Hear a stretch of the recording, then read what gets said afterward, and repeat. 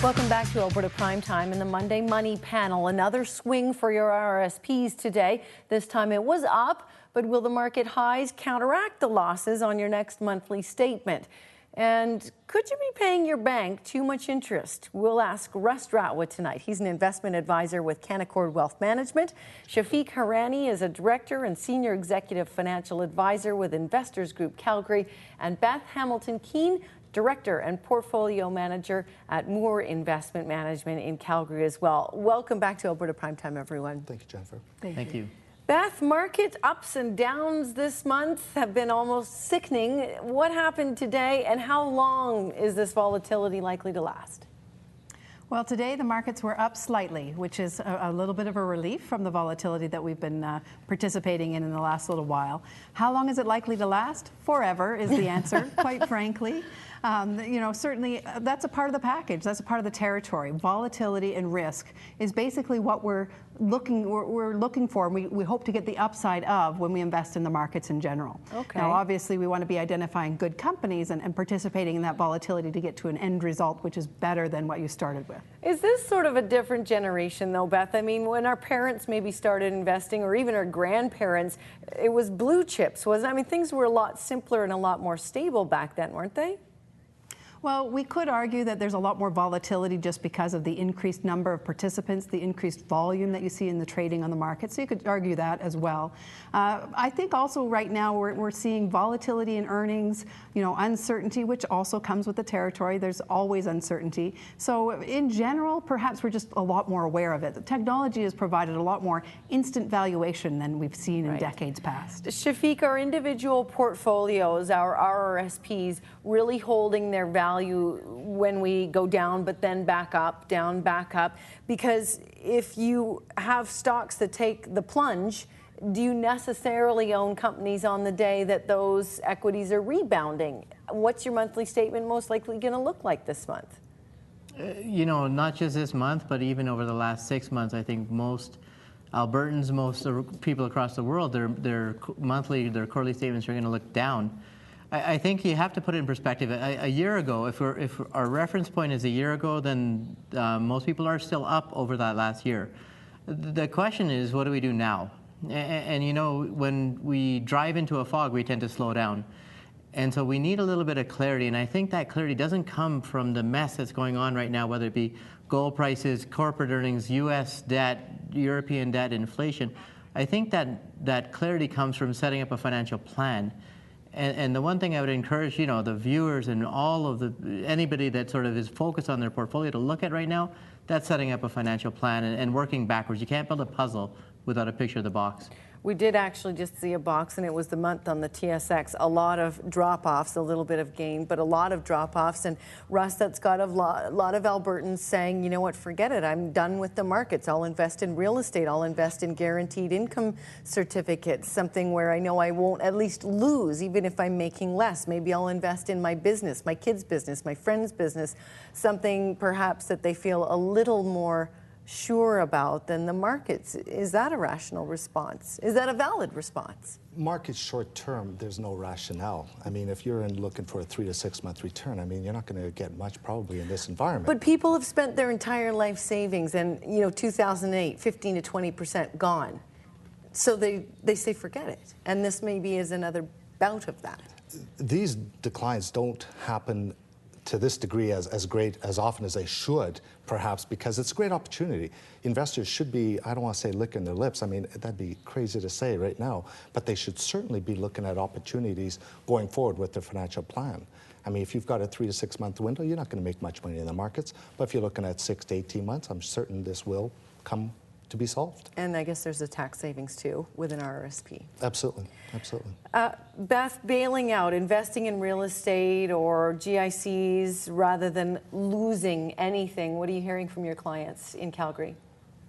Well, certainly the clients that we've been working with generally have built an investment policy. This is a policy that they want to stick to through good and bad economic times. And the real changes that happen to that investment policy are those changes that happen with the client. So a need for capital arises that we want to shore up some capital and make sure we protect it away from the market volatility, or a transition into retirement and generating income in retirement rather than growing. And those types of changes are generally what would require a change to a portfolio.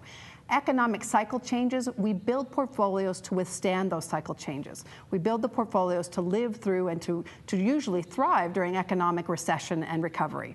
And that's what we're seeing the test of right now. So if you don't have one of those that's performing that way, you need to either find a new plan or do some realigning, I suppose. Shafiq, from gold up again today. It's now nearly $1,900 an ounce. Steep market losses. We go from optimism to panic to despondency and back. How do you keep emotions around investments in check, and why is that so important? That's a great question, Jennifer, because I think a lot of people tried too hard to remove emotions from the markets, and I've heard a lot of financial advisors say emotions are the enemy of investing, and I completely disagree. I think emotions are very well placed in the market as long as you can manage them properly. Right now, if we're panic-stricken, maybe we should take a look, point the finger in the mirror, and reflect on our psychology and reflect on where we see ourselves in 10 years. And in 10 years, are people going to be driving cars? Then yes. If the answer is yes, then we should be buying oil and gas companies. If people are going to be banking in 10 years, then we should be buying banks.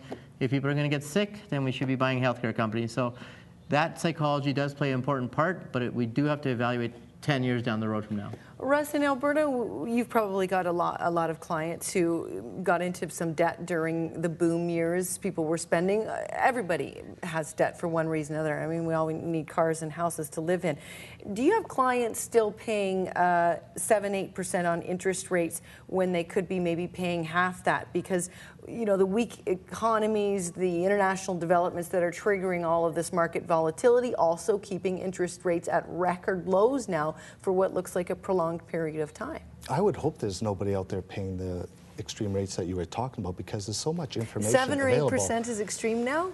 When you're talking primes at 3%, I mean, the bank's getting it at 1%. That statement is a wake-up call for a lot of viewers, I think. Absolutely, because in today's day and age, there's so many resources available. The key is to work from a position of power.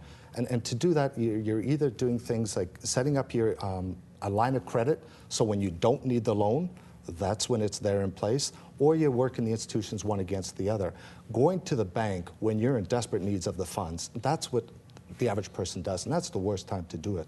Right. So can you take action on this, Beth? What are some of the things that you can do if you've got a loan or a mortgage, a line of credit, and it's got that outdated 7-8% interest rate?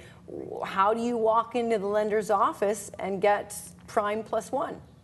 Or a half? There's a couple things you have to come to the table with. One is good credit history. You can't negotiate unless you're coming from a position of good credit history, that you're an investor or a borrower in the case of the bank that they want to lend to. So you've made your payments, you've got a paycheck, you haven't changed jobs, that kind of thing. That type of thing. That's right. And you don't miss the payments, and you don't kind of slough them off when the going gets good, kind of thing. Okay. The other thing, of course, is that you do shop around. Many times, most banks want to keep that business, particularly if they're worried or threatened that they're going to lose it. So they will negotiate. If you've got that good credit history, they want to keep you as a borrower. They will negotiate. You can play the mortgage broker off with your bank and so forth. And of course, the other strategies that I've seen lately or heard about lately are certainly the trend in staggering your lending. So if you have a line of credit, usually at prime plus one is a typical retail rate, you can actually begin to lock in parts of your line of credit like a mortgage, but you don't have to do the whole thing. So if you're uncertain about the direction of interest rates, and there certainly seems to be some uncertainty with that regard, I would say right now we're leveling off our expectation of how quickly interest rates might begin to go up from a year ago.